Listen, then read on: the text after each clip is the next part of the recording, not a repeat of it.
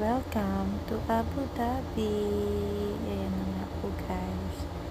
Naligaw kami ng kaunti kaya nagpunta muna kami sa Dana Mall para maghanap ng internet SIM sa Abu Dhabi since it is our first time traveling to UAE.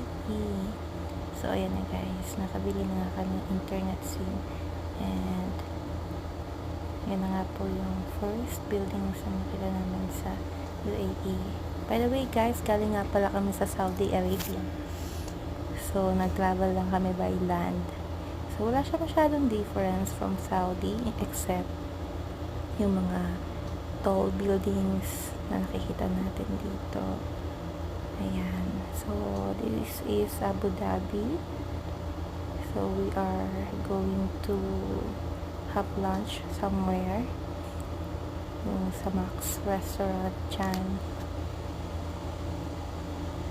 Akala ko napakaingay dito sa Abu Dhabi. I mean, kasi it's an open country, ganyan. Pero hindi naman pala siya ganun. And hindi siya crowded, you know? Yung mga tao. Parang walang masyadong nakikitang tao dito, guys. Pero siguro may mga certain areas lang siguro na masyadong matao at not everywhere. So, ayan, nung nag-stop over kami, papunta na kami sa restaurant, may mga nakita nga kami mga kalapate dyan. Guys, this is not our first time seeing kalapate, you know. Kaya lang, wala lang, trip lang namin mag-ganyan-ganyan, magtakbo-takbo kunyari, Milan style, ganun.